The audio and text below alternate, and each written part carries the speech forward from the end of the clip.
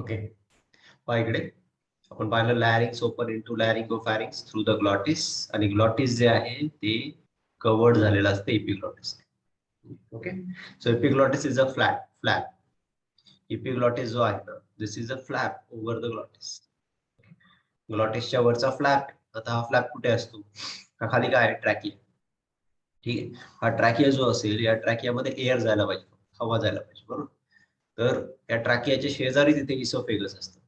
तर फूड जे असेल ते इसोफेगस मध्ये जायला पाहिजे. ठीक आहे, मग फूड कधी कधी चुकून या ट्रॅकियामध्ये जायला नको, त्यासाठी त्या इपिग्लॉटिसवर एक कव्हरिंग आहे. त्या ग्लॉटिसवर, ग्लॉटिस म्हणजे ओपनिंग, त्या ग्लॉटिसवर एक कार्टिलेजचा फ्लॅप आहे, त्याला बोलतो आपण इपिग्लॉटिस. ठीक आहे, मग हे तर आपण इथे लिहिलंय. Flap, cartilaginous flap is called epiglottis. Epiglottis is present over the glottis. Glottis is the opening of the trachea. पुढे लिहायचं आपल्याला. Epiglottis prevents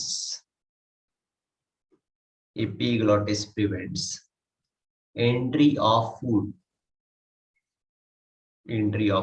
into trachea. Entry of food into the trachea. पुढच्या लाईनवर लिहा ट्रॅकिया. ट्रॅकियाला तुम्ही बोलणार windpipe. Trachea is wind pipe.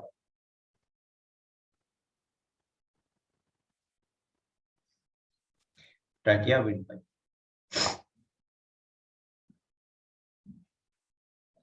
Yeah. It is a long tube,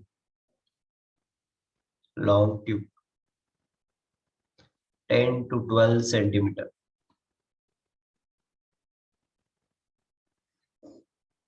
It runs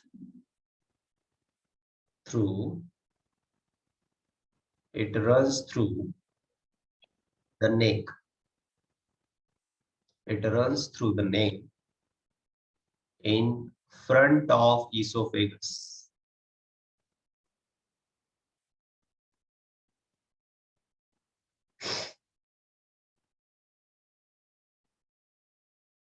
And extends up to middle of thoracic cavity.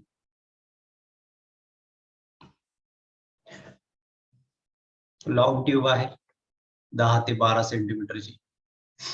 Neck मधनं ती run होते in front of esophagus and extend up to the middle of the thoracic cavity. Esophagus समोरून neck मधनं pass होते.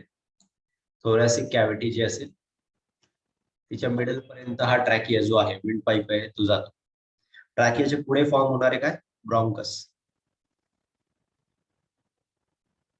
C shaped 16 to 20 cartilaginous rings. C-shape 16 to 20 cartilaginous rings support trachea. 16 ते 20 ring असतात. 16 ते 20 कार्टिलेजने बनलेल्या रिंग या ट्रॅकियाला support provide करतात.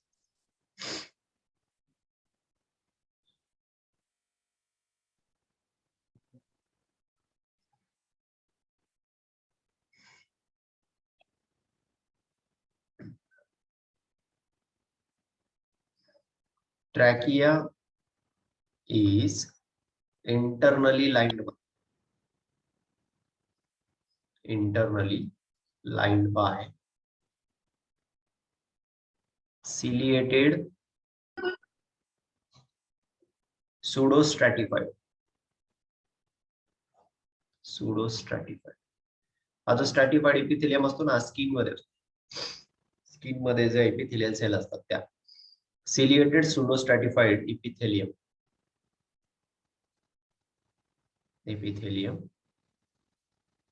and mucus gland. Mucus gland. पहा, ट्रॅकियाच्या आतल्या बाजूने काय असतं? सिलिएटेड इपिथेलियम असतं. सिलिएटेड इपिथेलियम म्हणजे अशा सेल्स ज्याला काय असतात? सिलिया असतात. या ज्या सेल असतात ना, या म्युकसला पुढे पुढे ढकलत असतात. यावर असं म्युकस असतो, यावर म्युकस असतो. म्युकसला ते अशा पुढे पुढे ढकलत असतात, एका डायरेक्शनला ढकलत असतात म्युकसला. म्युकसचं काम काय? म्युकसचं काम आहे पॅथोजनला ट्रॅक करणं. म्हणजे जे काही फूड आपण खात असतो ते फूड इसोफेगस मध्ये जाणार आहे, ट्रॅकियामध्ये एअर जाणार आहे. ठीक आहे, या ट्रॅकियामध्ये, या एअर मध्ये जर काही पॅथोजन असतील तर त्या पॅथोजनला, डस्ट पार्टिकलला ट्रॅप करण्याचं काम कोण करते? म्युकस ग्लॅन्ड करते. कळालं? Mucus gland. लिहा, दॅट ट्रॅप unwanted particles,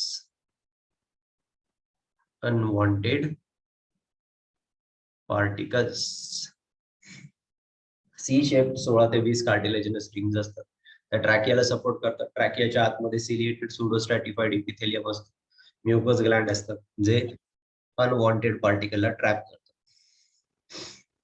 ठीक आहे, आणि त्यांना लंग्स मध्ये एंट्री करू देणार नाही. सो हा आहे ट्रॅकिया. ट्रॅकिया एक लॉंग ट्यूब असते 10 ते 12 सेंटीमीटरची.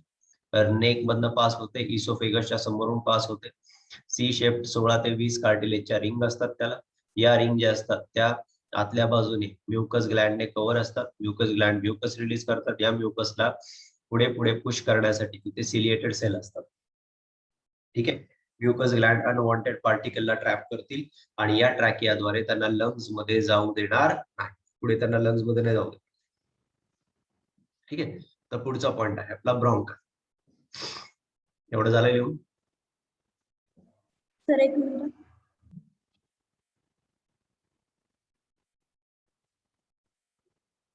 Done sir.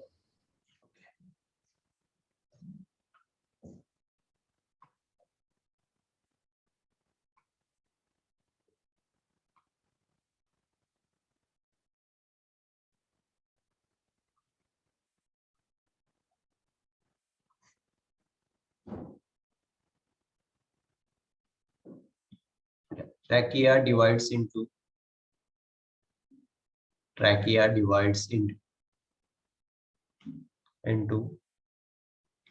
right and left. Pulmonary bronchi.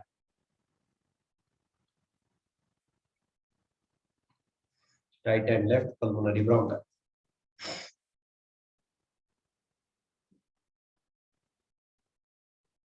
Bronchi are also supported by C-shaped cartilages. C-shaped cartilages.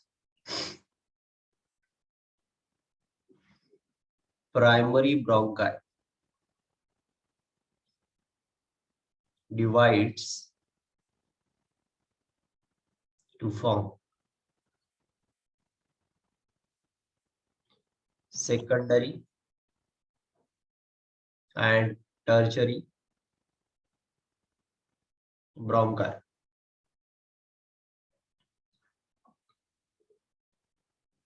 Primary bronchi divide to form secondary and tertiary bronchi,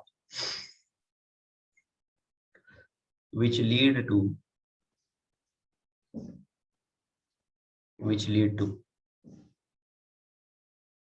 terminal bronchioles.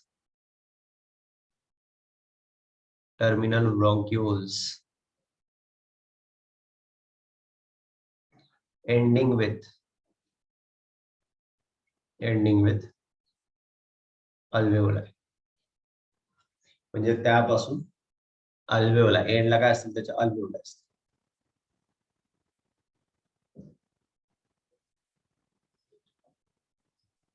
ठीक आहे, आता पुढे अल्वेओला आहे.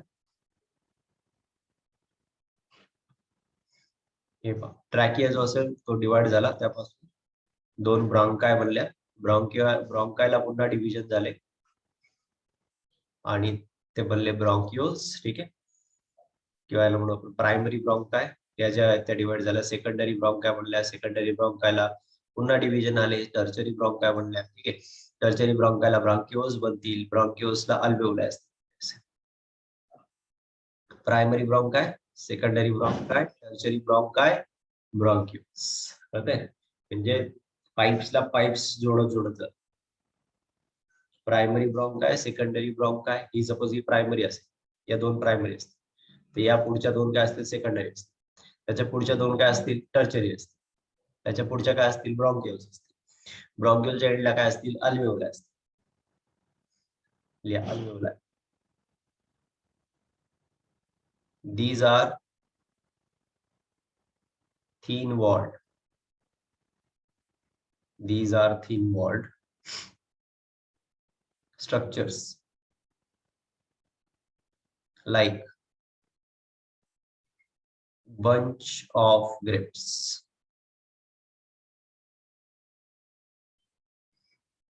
Pulmonary means lungs. Pulmonary म्हणजे lungs. Vaishnavi. Yes, sir.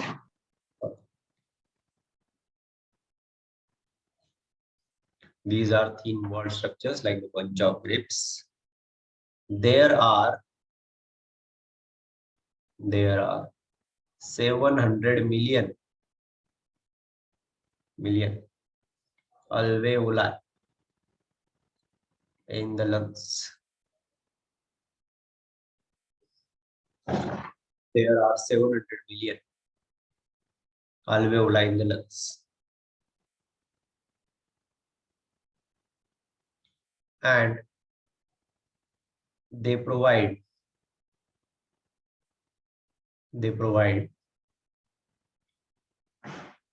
the surface area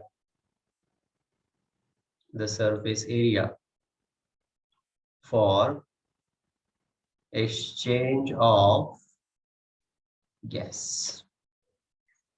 These are thin walled structures like bunch of grapes.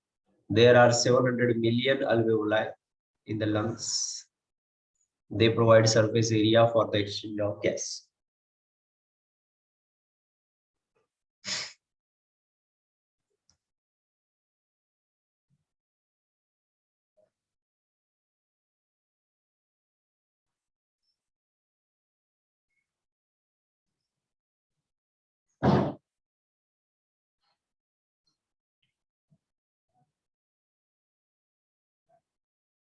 Okay, झालं, हे झाले alveoli.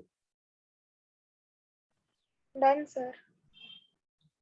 आता पहा, लंग्स जे असतात आपले,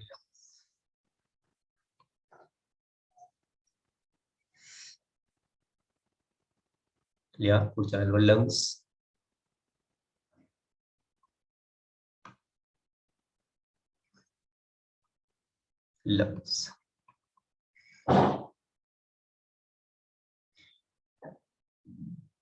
Each lung is covered by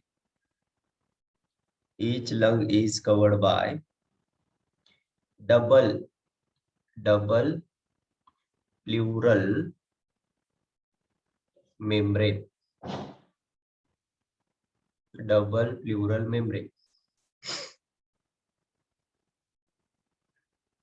Outer parietal and inner visceral.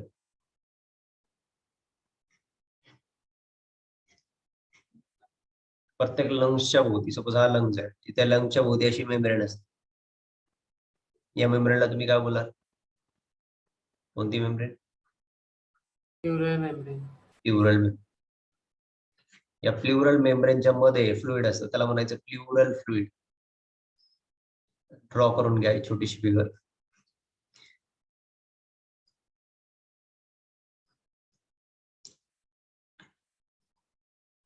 Plural fluid, ठीक है. Each lung is covered by double pleural membrane, outer parietal, inner visceral. Between these membranes, a pleural fluid is present. Between this membrane, a pleural fluid is present.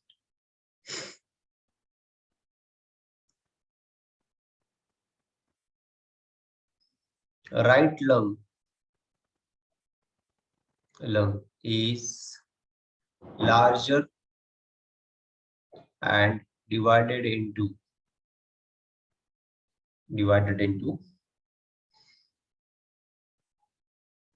three lobes. आपला right lung जो असतो ना तो मोठा असतो size मध्ये थोडासा, त्याच्यामध्ये तीन लोब असतात. Left lung is smaller and divided into two lobes. लक्षात ठेवा. Right lung larger divided into three lobes. Left lung smaller divided into two lobes.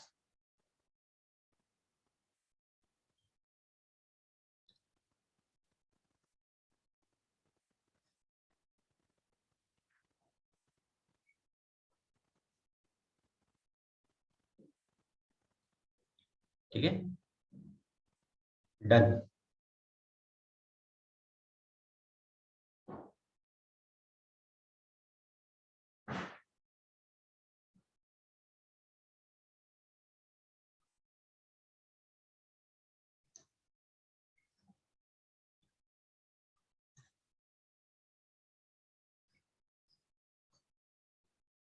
पुढे बघायचं आपल्याला मेकॅनिझम ऑफ रेस्पिरेशन.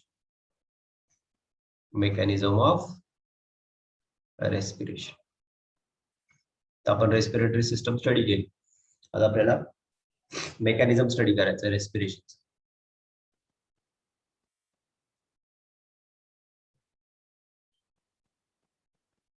त्यातली पहिली स्टेप ब्रीदिंग. पहिली स्टेप. दुसरी स्टेप असते एक्सटर्नल रेस्पिरेशन.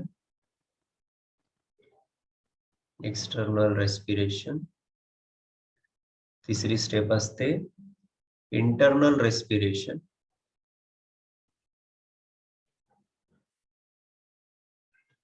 चौथी स्टेप असते सेल्युलर रेस्पिरेशन. या 4 स्टेप मध्ये रेस्पिरेशन कंप्लीट. ठीक आहे. Breathing, external respiration, internal respiration, cellular respiration.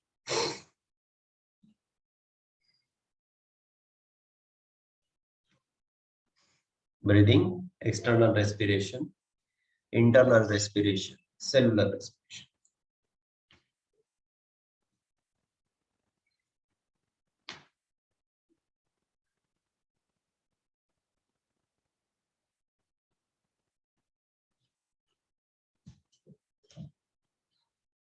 त्यापैकी पहिला लिहा ब्रीदिंग.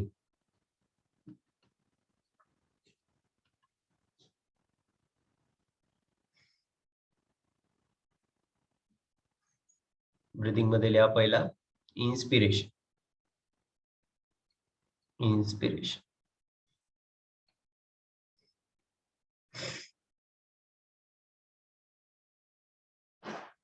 यामध्ये लिहा पहिला वर्ड ऍटमॉस्फेरिक एअर. इन्स्पिरेशन म्हणजे काय, श्वास आत घेतो आपण, बरोबर. Atmospheric air is taken into lungs. Atmospheric air बाहेरची एअर आपण लंग्स मध्ये घेतो. हे आहे इन्स्पिरेशन.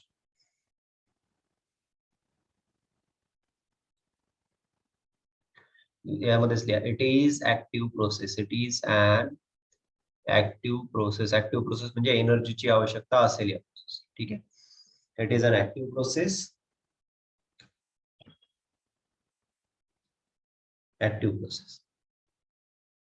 आता बाईकडे लक्ष द्या सर्व. आणि 1 मिनिट लक्ष द्या. ब्रीदिंग मध्ये बघा श्वास आपण आतमध्ये घेतो किंवा श्वास बाहेर सोडतो. इन्स्पिरेशन किंवा एक्सपिरेशन. श्वास आतमध्ये घेतो इन्स्पिरेशन, श्वास बाहेर सोडतो एक्सपिरेशन. कशी होते ही प्रोसेस. तर आपले जे लंग्स असतात, सपोज आपले हे लंग्स, हा एक लंग आहे, हा एक लंग, 2 लंग्स आहेत आपले.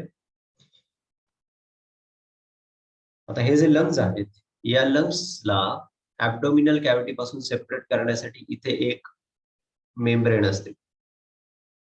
या मेम्ब्रेनला म्हणतो आपण डायफ्रॅम. काय म्हणणार तुम्ही याला? Diaphragm. डायफ्रॅम. ज्या वेळेस आपण इन्स्पिरेशन करणार, श्वास आतमध्ये घेणार आहे, त्यावेळेस बघा ही जी डायफ्रॅम असते ना, ही नॉर्मल कंडिशन. ज्यावेळेस आपण श्वास बाहेर सोडतो त्यावेळेस ती डायफ्रॅम असते फ्लॅट. कशी असते? श्वास ज्यावेळेस आपण बाहेर सोडतो त्यावेळेस कशी आहे? डायफ्रॅम फ्लॅट असते. ही अशी, ही फ्लॅट कंडिशन, डायफ्रॅम फ्लॅट. पण ज्यावेळेस आपण श्वास आतमध्ये घेणार आहोत, म्हणजे एअर आतमध्ये येणार आहे, एअर आतमध्ये येताना आपण काय करतो? आपले लंग्स जे असतात ना, त्या लंग्सला इन्फ्लेट करतो. इन्फ्लेट करतो म्हणजे बाहेर लंग्स जे असतात ते बाहेरच्या डायरेक्शनमध्ये जातात. ठीक आहे. आणि ही जी डायफ्रॅम असते, ही डायफ्रॅम डाऊनवर्ड जाते. कशी जाते डायफ्रॅम? डायफ्रॅम कशी जाते? डाऊनवर्ड. लक्षात ठेवा, डायफ्रॅम डाऊनवर्ड जाते म्हणजेच डायफ्रॅमचं कॉन्ट्रॅक्शन होतं या डायरेक्शन. डाऊनवर्ड जाते आणि डायफ्रॅमचं काय होणार आहे? काय होणार आहे? Contraction.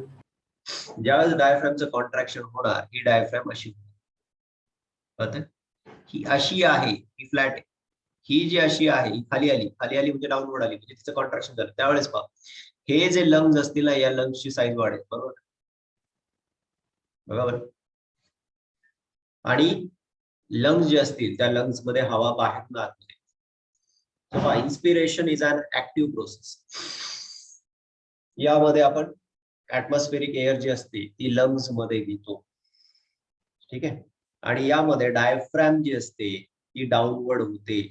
सो इथे लिहिलं आपण, it is an active process in which, पुढच्या लाईनवर कंटिन्यू करा. Diaphragm contracts and moves downward.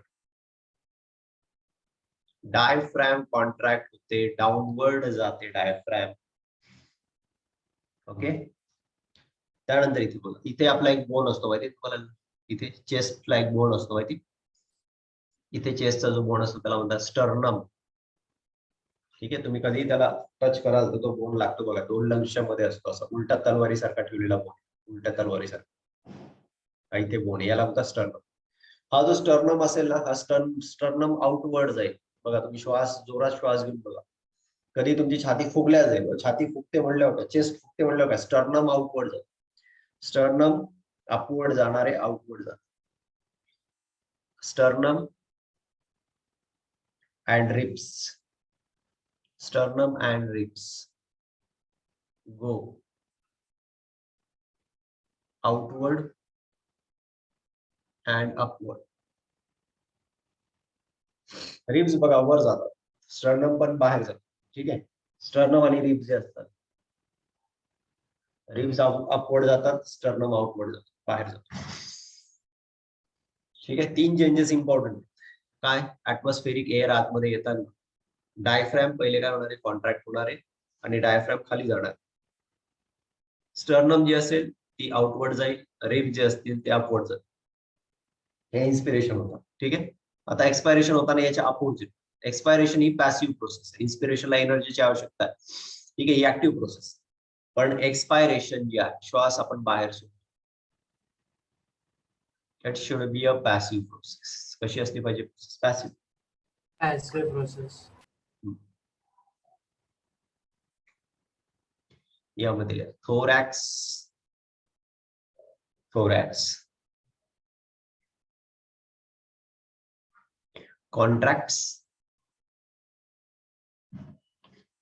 contracts, causing air to be exhaled. हवा जी असेल ती बाहेर जाईल. आता काय काय चेंजेस होतील? सगळ्यात पहिली गोष्ट, रिब केज इनवर्ड जाणार. ओके. स्टर्नम जो असेल तो इनवर्ड येणार, तो सुद्धा इनवर्ड येणार. स्टर्नम इनवर्ड येणार किंवा डाऊनवर्ड येणार. रिब केज सुद्धा इनवर्ड येणार, आतमध्ये येणार. डायफ्रॅम जो असेल तो त्याच्या ओरिजिनल पोझिशनला येईल. बरोबर. बिकम्स डायफ्रॅम जो असणार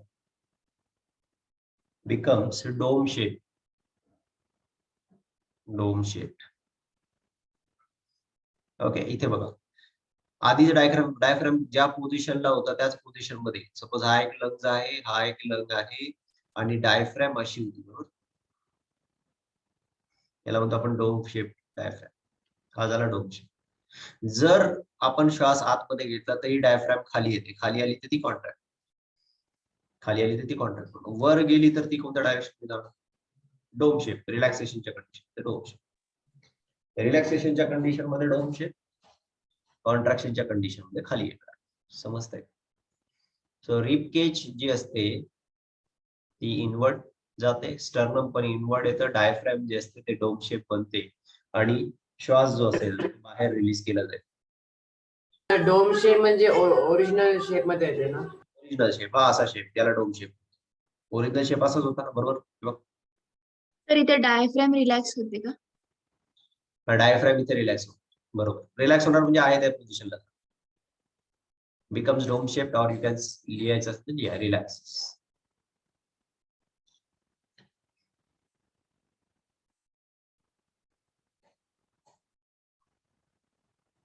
बरोबर. यामुळे काय होईल,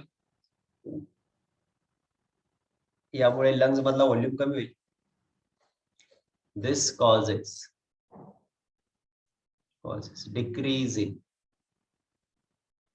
decreasing lungs volume. लंग्सचा व्हॉल्यूम कमी होईल आणि लंग्स मध्ये व्हॉल्यूम कमी झाला तर एअर काय होईल, अँड एअर इज एक्झेल्ड. एअर जी असेल ती बाहेर रिलीज केली जाईल. काय चेंजेस होतात तेवढे लक्षात ठेवा, सोपं आहे, काय difficult. So what are the changes. Inspiration मध्ये डायफ्रॅम जी असेल ती डोम शेप नसणार, ती खाली येणार. खाली येणार म्हणजे ती फ्लॅट होणार, पहिला पॉईंट. ठीक आहे. एक्सपिरेशन मध्ये डायफ्रॅम डोम शेप होणार. इन्स्पिरेशन ही जी आहे ही ऍक्टिव्ह प्रोसेस आहे, ही जी आहे ही पॅसिव्ह प्रोसेस आहे एक्सपिरेशन, कारण ती आपोआप नॅचरली होईल. श्वास आतमध्ये घेतल्यानंतर तो श्वास बाहेर रिलीज केला जाईल.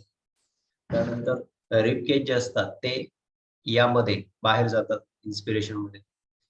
एक्सपिरेशन मध्ये रिपकेज जे असतात ते आतमध्ये येतात, स्टर्नम पण आतमध्ये येतं, म्हणजे आहे त्या पोझिशनला येतात. त्यामुळे एअरचा व्हॉल्यूम कमी होतो आणि हवा जी असेल बाहेर जाते. ठीक आहे. लंग्सचा व्हॉल्यूम कमी होतो, हवा बाहेर जाते. So this is all about the inspiration and expiration. पुढे आता हे जे आपण पहिला पॉईंट डिस्कस केला तो होता ब्रीदिंग. दुसरा पॉईंट आपल्याला डिस्कस करायचा आहे external respiration. External respiration. External respiration म्हणजेच exchange of gas at alveolar level. Exchange of gas at alveolar level.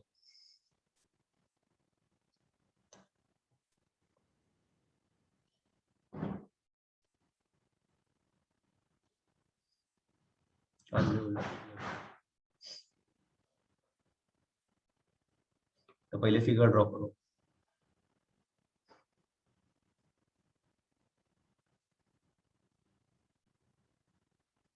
He figure सर्वांनी ड्रॉ करा.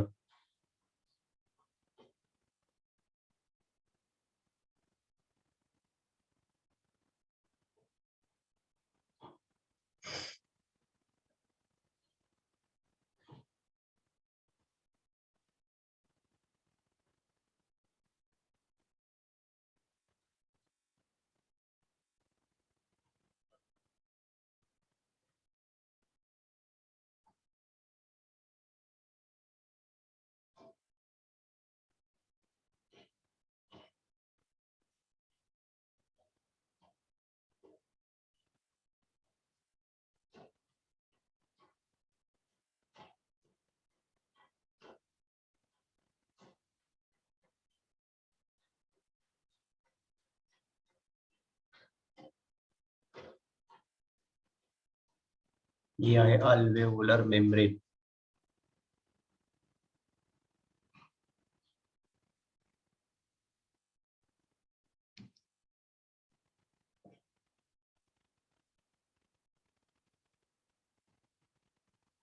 आतमध्ये आहे अल्वेओलस. अल्वेओलस.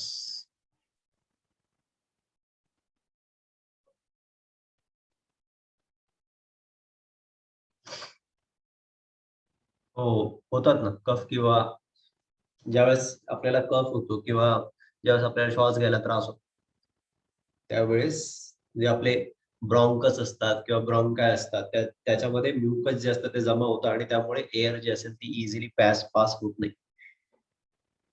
एअर इझिली पास होत नाही आणि त्यामुळेच आपल्याला श्वास घ्यायला त्रास होतो. ठीक आहे, हे झालं, हे पहिलं लिहिलं अल्व्हेओलर मेम्ब्रेन. आता तुम्हाला आणखी एक मेम्ब्रेन करायची आहे.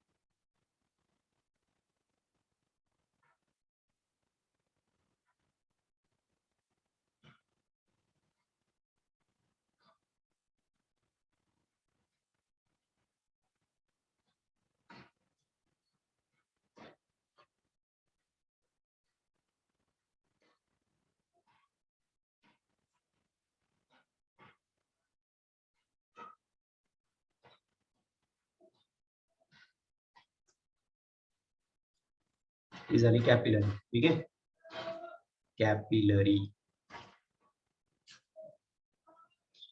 ही झाली कॅपिलरी, ही झाली अल्व्हेओलर मेम्ब्रेन. ठीक आहे, ही कॅपिलरीची वॉल आहे. या दोन्ही पण कॅपिलरीच्या काय वॉल. Capillary wall. ओके, दोन्हीही कॅपिलरी वॉल आहेत.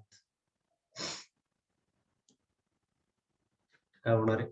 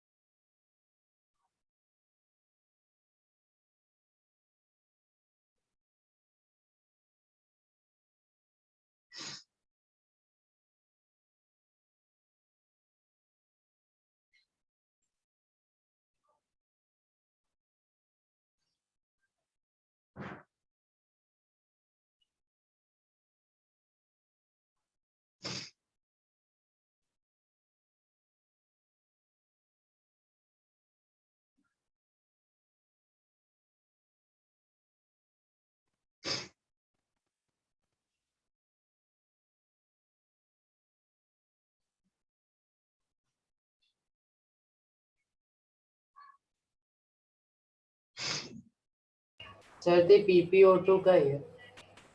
Partial pressure of oxygen and carbon dioxide. Partial pressure. PP stand for partial pressure. Okay sir.